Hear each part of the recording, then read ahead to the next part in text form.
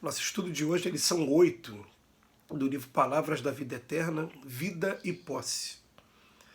Não é a vida mais que o alimento? Palavras de Jesus no Evangelho de Mateus, capítulo 6, versículo 25. Aconselha-te com a prudência para que teu passo não ceda loucura. Há milhares de pessoas que efetuam a romagem carnal, amontoando posses exteriores, a gana de ilusória evidência. Senhoriam terras que não cultivam, acumulam ouro sem proveito, guardam larga cópia de vestimenta sem qualquer utilidade, retêm grandes arcas de pão que os vermes devoram, disputam remunerações e vantagens de que não necessitam e imobilizam-se no medo ou no tédio, no capricho maligno ou nas doenças imaginárias, até que a morte lhes reclama a devolução do próprio corpo. Não ouvides assim a tua condição de usufrutuário do mundo e aprende a conservar no próprio íntimo os valores da grande vida. Vale-te dos bens passageiros para estender o bem eterno. Aproveita os obstáculos para incorporar a riqueza da experiência. Não retenhas recursos externos de que não careças. Não desprezes lição alguma. Começa a luta de cada dia com o desdobramento de quem observa a beleza terrestre pela primeira vez e agradece a paz da noite como quem se despede do mundo para transferir-se de residência. Ama pela glória de amar, serve sem prender-te.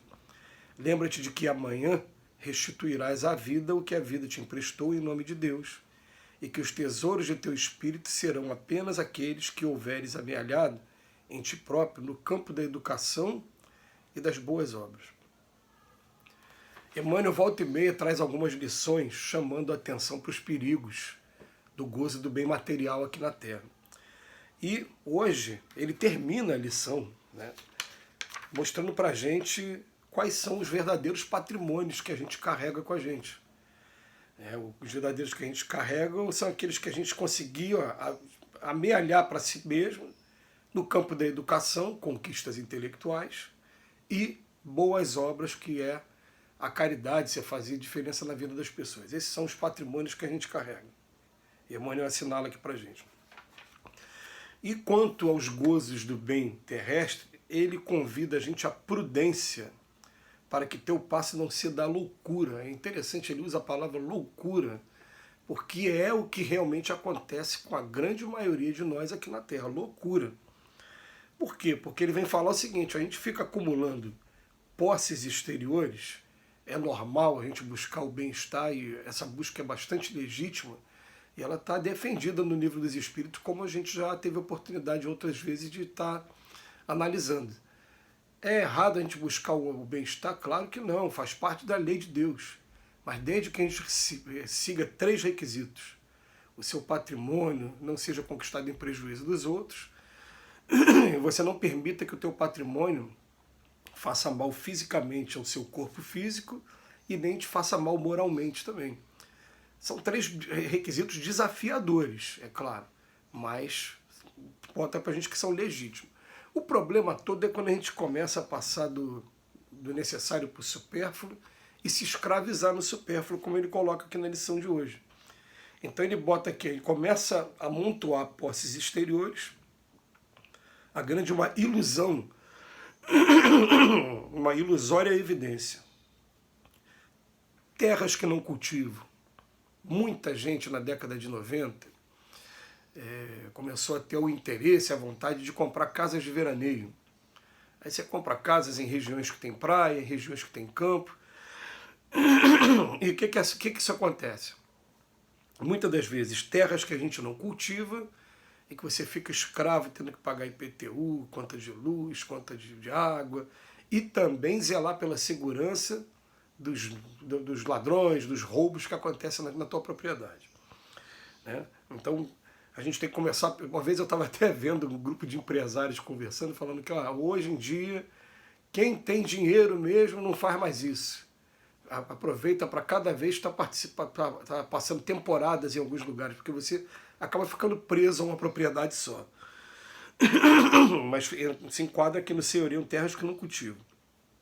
Acumulam ouro sem proveito. O problema não é nem acumular o ouro sem proveito. O problema é daqui a pouco você ficar no plano espiritual se lamentando, reclamando de que quem utilizou o ouro não utilizou da maneira correta. Se deixou acumulado, quem vai pegar vai usar da maneira que quiser. Se desvincula, desapega disso. Guardam larga cópia de vestimenta, muitas roupas do guarda-roupa que vão envelhecendo sem ter utilidade.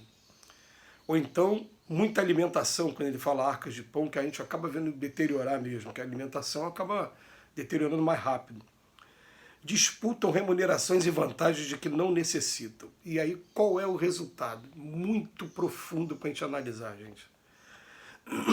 A pessoa entra no medo de perder o patrimônio, no tédio, que é algo que falava o Ouro de Tolo, lá da música lá do poeta lá.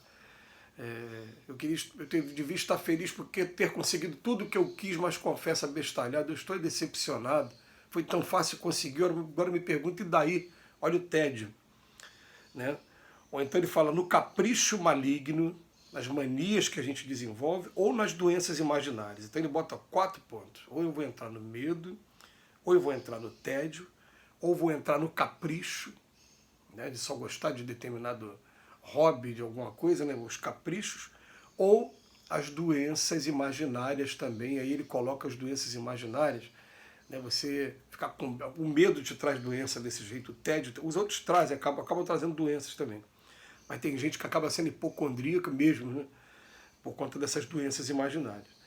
Até que a morte lhes reclama a devolução do próprio corpo. Quando a morte vem, você tem que devolver o corpo e devolver todo o patrimônio que você acumulou. Então ele chama mais uma vez a nossa atenção aqui. Nós somos usufrutuários do mundo. Vamos aprender a conservar no próprio íntimo os valores da grande vida. É a lição que a gente tem que ter o tempo todo acesso. Por isso que o Emmanuel volta e meia, ele volta nesse tema. Por quê? Porque pega a gente de maneira sutil. A gente começa a criar necessidade, a necessidade de o quê? De acompanhar a evolução tecnológica. Então você começa a querer ter o último modelo dos aparelhos eletrônicos que estão sendo lançados.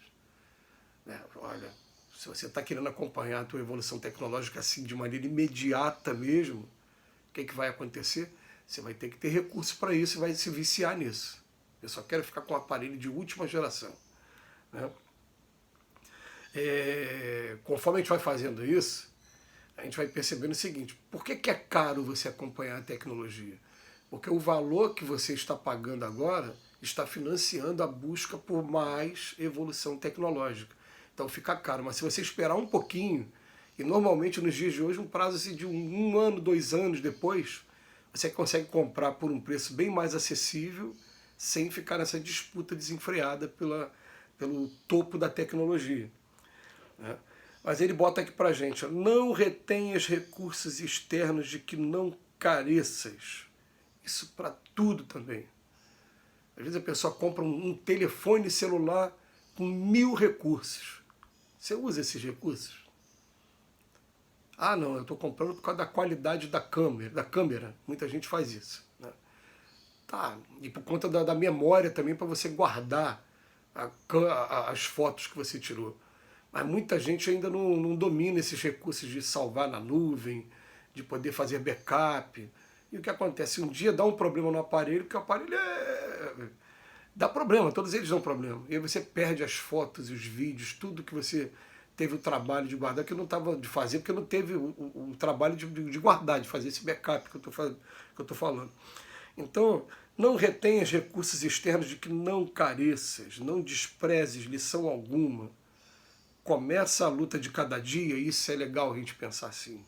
Muito obrigado, Emmanuel. Começa a luta de cada dia eu tenho que pensar assim, ó, eu estou deslumbrando a beleza terrestre pela primeira vez. Enquanto eu estou falando aqui com vocês, tem um pássaro cantando aqui no fundo. Estou prestando atenção dele. Ó. E outra coisa, agradece a paz da noite como se quem se despede do mundo para transferir-se de residência. Porque ó, pode ser que seja a minha última noite. Ah, é paranoia? Vira essa boca para lá. Não, gente, não é não. A gente fazendo isso, a gente vai aproveitar mais. A gente vai aprender a dizer mais eu te amo para as pessoas que a gente ama. A gente vai aprender a aproveitar cada momento com a nossa família, com nossos amigos. A gente tem que aprender a fazer isso. Muito obrigado, Emmanuel, pelas reflexões. Que Jesus nos abençoe hoje e sempre.